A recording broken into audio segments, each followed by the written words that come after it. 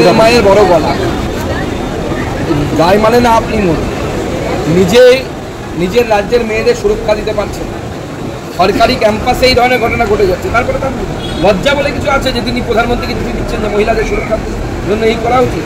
আপনি তো সুরক্ষার সব থেকে বড় চ্যালেঞ্জ। আপনি যখন একজন 14 বছরের বাচ্চা মেয়ে রেপ মার্ডার হওয়ার পর এই কথা বলেন যে ছেলেটির সাথে সম্পর্ক ছিল মেয়েটি প্রেগনেন্ট ছিল কিনা, এই ধরনের যখন প্রশ্ন আপনি আপনার রুচি শিক্ষা দীক্ষাকে বিসর্জন দিয়ে করেন, তারপরে আপনার মনে হয় যে এই মুখ্যমন্ত্রীর আমলে কোনো রেপিস্ট, কোনো বদমাস, কোনো গুন্ডা ভয় পাবে? ভয় পায় কখন? যখন রাস্তার ধারে কোনো মেয়ের আঁচল ধরে শুধু টানলে পরে একটা গুলি লাগার ভয় তাকে পায়, সেই ধরনের শাসন ব্যবস্থাকে ভয় পায়। যান দেখুন উত্তরপ্রদেশের যোগী সরকারকে কিভাবে ভয় পায়। অভিষেক বন্দ্যোপাধ্যায় তিনি চিঠি লিখছেন, কি তদন্ত হয়েছিল নারায়ণবাবু তার স্বরূপ প্রকাশ করুন। আর এই তদন্ত যদি হয় যে চোর ধরতে না পারেন, এমন তদন্ত তো করার কোনো মানে হয় না। লোক দেখানো তদন্ত হয়েছিল। মহিলাদের সম্মান রক্ষার জন্য যা করা উচিত সেটাই করা উচিত। আমাদের সরকার এলে আইনের দাওরা, মানে আইনের যে এখতিয়ার আছে সেই এখতিয়ারের মধ্যে যা যা করা সম্ভব তা করা হবে। মূল অভিযুক্ত তাকে জেলে হেফাজতে পাঠানো হলো এবং তার পলিগ্রাফ টেস্টের অনুমতি দিল আদালত। তার সঙ্গে সন্দীপ ঘোষ এবং আরো 5জন সম্ভবত আরো অ্যাক্সিডেন্ট ভলান্টিয়ার আরো 4জন মেডিকেল পড়ুয়া আছে। পলিগ্রাফ টেস্ট কিন্তু কেন আরো তার সাথে সাথে যে সমস্ত টেস্টে নার্কোটিক টেস্ট হয় সেটাও করা উচিত, নার্কো অ্যানালাইসিস সেটাও করা উচিত, যার মাধ্যমে তথ্য উঠে আসবে তদন্তে। নাহলে সমস্ত তদন্তের যে তথ্য প্রমাণ, সেই তথ্য প্রমাণ তো আমি বলেছি আগে, আমাদের সিপির কাছে বড় ইরেজার আছে, সেই ইরেজার দিয়ে মুছে দেয়। আমরা কামদুনি কাণ্ডে দেখেননি, 80 সাজা যাদের হয়েছিল তারা পরে 1 কুইন্টাল পেয়ে গেছে। এর থেকে বড় প্রমাণ আর কি হতে পারে? যত সময় যাবে এরপর হয় যে পশ্চিমবঙ্গ পুলিশ একসময় কোর্টের কাছে প্রমাণ করে দেবে যে রেপই হয়নি, নতুন কিছু নয়। মানে এই যে রায়, এটা যে পলিগ্রাফ টেস্টের যে অনুমতি দিল, কোথাও ক্ষেত্রে আশার আলো দেখা যাচ্ছে যে পলিগ্রাফ টেস্ট হওয়া উচিত। এর বিচার পাওয়ার জন্য, বিচার দেবার জন্য যা যা করা দরকার সমস্ত। অভিষেক বলেন তারা দুয়ারে সরকারে গিয়ে লক্ষ্মীর ভান্ডার বা কন্যাশ্রী এগুলো তারা ফেরত দেওয়ার ফর্ম ফিল আপ করুন, এত বিপ্লবী না এসেছে। দেখুন, কুণাল ঘোষের পৈতৃক সম্পত্তি থেকে, আমি বাপের সম্পত্তি বলতে পারতাম, পৈতৃক সম্পত্তিটাই বলছি, রুচির ব্যাপার আছে তো সেখান থেকে উনি লক্ষ্মীর ভান্ডার দেন না। লক্ষ্মীর ভান্ডারটা আমার আপনার ট্যাক্সের টাকায় হয়। সুকান্ত মজুমদার ট্যাক্স পেয়ার, তার টাকায় হয়। একজন রিক্সাওয়ালা ট্যাক্স পেয়ার, বিড়ি খেয়েও তাকে ট্যাক্স দিতে হয়, তার টাকায় হয়। যেদিন কুণালবাবু নিজের পৈতৃক সম্পত্তি থেকে বা মমতা বন্দ্যোপাধ্যায়, অভিষেক বন্দ্যোপাধ্যায় নিজেদের পৈতৃক সম্পত্তি থেকে লক্ষ্মীর ভান্ডার কন্যাশ্রী দেবেন, সেদিন এই ধরনের কথা বলবেন। নাহলে আমি বলবো যে হ্যাঁ, সবাইকে ফর্ম ফিল আপ করতে আসা উচিত। ফর্ম ফিল আপটা করতে আসুন, দুয়ারে সরকারে না। কুণাল ঘোষের বাড়িতে গিয়ে ফর্ম ফিল আপ করে ওনার মাথায় সিল দিয়ে আসুন। অভিষেক বন্দ্যোপাধ্যায়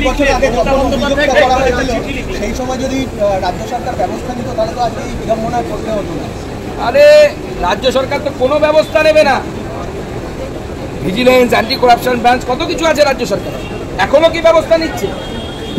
এখন তো মিউজিক্যাল চেয়ার হচ্ছে। আচ্ছা, এখানকার প্রিন্সিপাল থেকে সরে গেলেন, অন্য জায়গায় বসিয়ে আর একটা জায়গায় বসিয়ে। কেন এত মোহ আমরা তো বুঝতে পারছি। মাননীয় মুখ্যমন্ত্রী এই ডাক্তারবাবু ঘোষবাবুর প্রতি এত মোহটা কেন?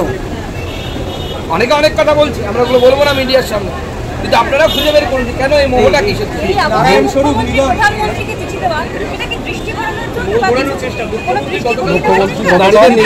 তদন্তের নির্দেশ দেওয়া হতো, আদালতের এই সিদ্ধান্তকে আমরা স্বাগত জানাচ্ছি।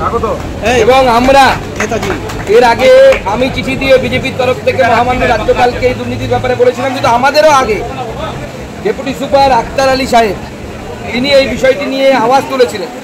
এবং আমার কাছে খবর উনি রাজ্য সরকারকে লিখেছিলেন, মুখ্যমন্ত্রীকে লিখেছিলেন, সবাইকে লিখেছিলেন। লেখার পর সেই চিঠি ঘুরে যে অভিযুক্ত সন্দীপ ঘোষ তার কাছেই আবার ফিরে আসে মুখ্যমন্ত্রীর দপ্তর থেকে। অর্থাৎ যার বিরুদ্ধে আপনি অভিযোগ করছেন তার কাছেই ঘুরে আসে চিঠি। আজকে তো মিডিয়ার কাছে নাকি আরও একটি চিঠি পৌঁছেছে যেখানে মুখ্যমন্ত্রী এই ঘোষবাবুকে, ডাক্তারবাবুকে বার্থডে উইশ করে তার পরিবারের শুভকামনা চেয়ে চিঠিও পাঠিয়েছেন। এর তদন্ত হওয়া উচিত। এবং আমার মনে হয় যেহেতু মানি লন্ডারিংয়ের ব্যাপার থাকতে পারে বা মানি ট্রেল থাকতে পারে, সেহেতু সিবিআইয়ের সাথে সাথে ইডিরও স্বতঃপ্রণোদিতভাবে বা সুমোটোভাবে এই তদন্তে অন্তর্ভুক্ত হওয়া উচিত এবং তদন্ত করা উচিত যে আর্থিক দুর্নীতি হয়েছে কিনা। কারণ ভয়ঙ্কর অভিযোগ এসেছে। ইউজড মেডিকেল যে ইনস্ট্রুমেন্ট, মানে বায়োমেডিক্যাল ওয়েস্ট যাকে আমরা বলি ইংরেজিতে, সেগুলো রিইউজ করা হয়েছে, যেটা থেকে এডস হতে পারে বা অন্য ইনফেকশাস ডিজিজ হতে পারে আপনার আমার, যারা ওই হসপিটালে হয়তো ভর্তি হয়ে এরকম ভয়ঙ্কর ভয়ঙ্কর অঙ্গ প্রত্যঙ্গের কালোবাজারি থেকে শুরু করে নানা ধরনের অভিযোগ এসেছে।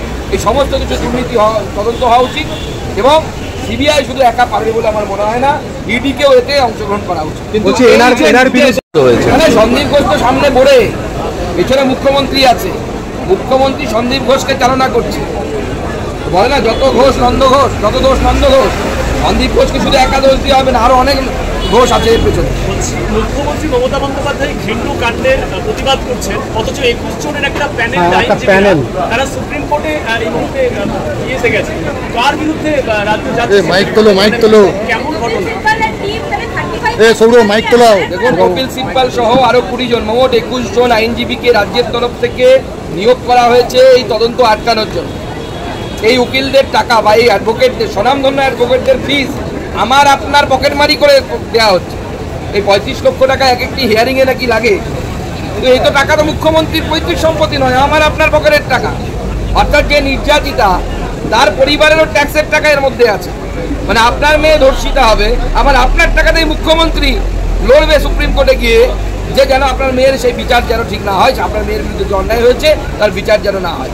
আমরা তীব্র নিন্দা করছি এবং মুখ্যমন্ত্রীকে বলছি সম্বিত ফিরে পান, আপনার মানসিক স্থিতি যদি না থাকে ঠিক, কিছুদিন ট্রিটমেন্টের জন্য বাইরে যান, মানুষ হন আগে। না সুকান্তদা, এক সেকেন্ড, সুকান্তদা এই প্রশ্ন নিয়েই বলার, মুখ্যমন্ত্রী নিজে পথে নামলেন, ফাঁসির দাবি করলেন, আবার 21 জনের টিম। মুখ্যমন্ত্রীর পথে নামা হচ্ছে ঠিক ওরকমই, যে রাবণ সীতাকে হরণ করে নিয়ে যাওয়ার পর রাস্তায় নামছে, সীতাকে হরণ করা হলো কেন, জবাব চাই জবাব দাও। আমাদের মুখ্যমন্ত্রী তো সেরকম অবস্থা, মুখ্যমন্ত্রী দ্বিধাচারিতা সারা জীবন ধরে আছে। আমরা বরাবর বলেছি, এবার দেখা যাচ্ছে বাংলার মানুষ সবাই দেখছে যে কিরকম দ্বিধাচারিতা দেখা যাচ্ছে তার কথাবার্তা এবং কাজকর্মের কোনো মিল নেই। আর সুকান্ত